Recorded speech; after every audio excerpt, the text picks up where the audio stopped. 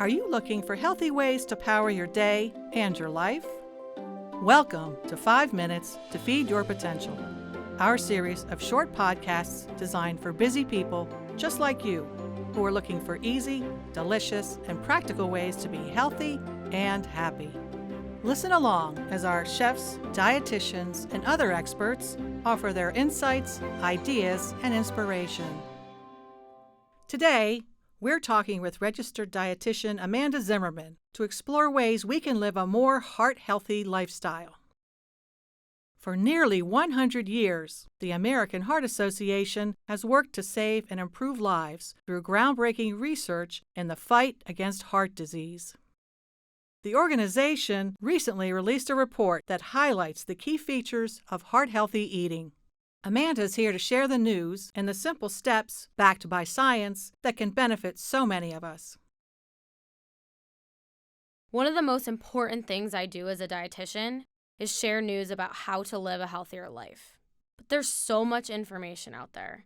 It's sometimes hard to figure out which foods you should eat and which ones you should limit. The good news is that the American Heart Association's recent report on diet and heart health answers so many of these questions. And what makes me so excited is that their recommendations aren't complicated. They're surprisingly simple and easy for almost anyone to follow. Their recommendations emphasize how heart-healthy eating starts with thinking bigger. I really love this idea because it turns out that it's not just the individual foods that are most important to our well-being. It's a well-balanced overall eating pattern, a broader lifestyle approach that centers around fresh, delicious, and nutrient-dense foods.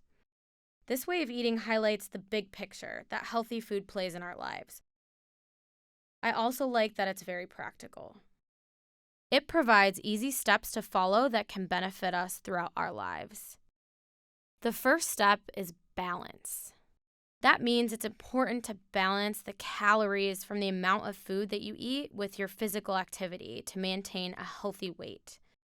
The recommendation is that adults get at least 150 minutes each week of moderate intensity aerobic activity, or 75 minutes a week of vigorous aerobic exercise. This is so important. I encourage everyone to find activities that you really love to do.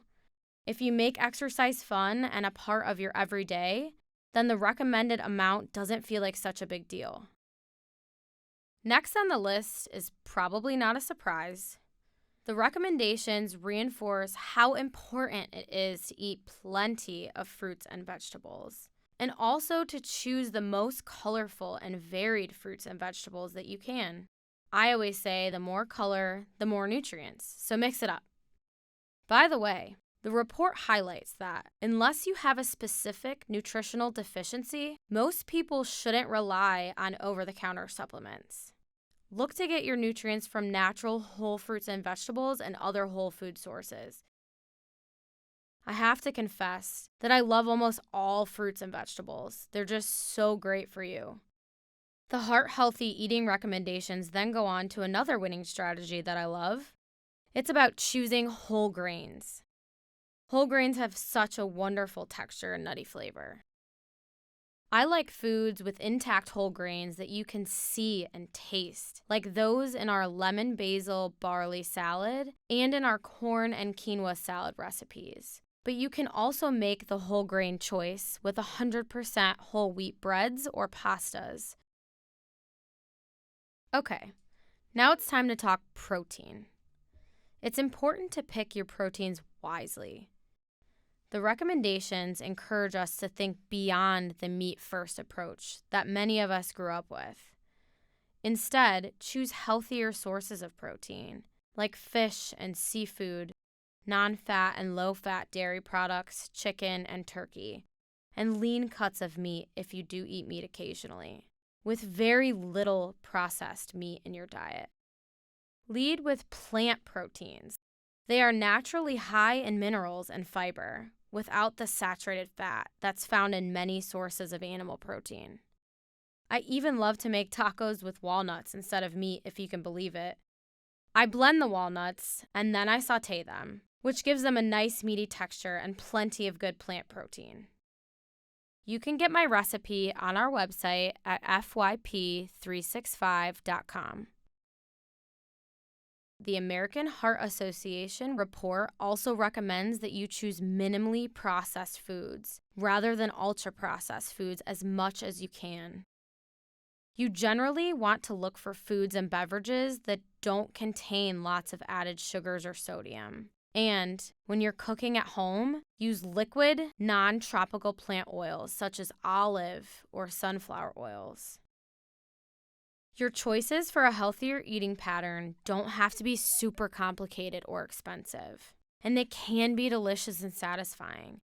There are so many ways to enjoy heart-healthy foods that fit into your personal preferences.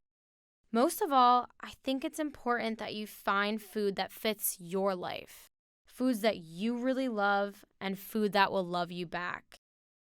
If you want to know more about the report or heart-healthy eating, check out the American Heart Association website at heart.org.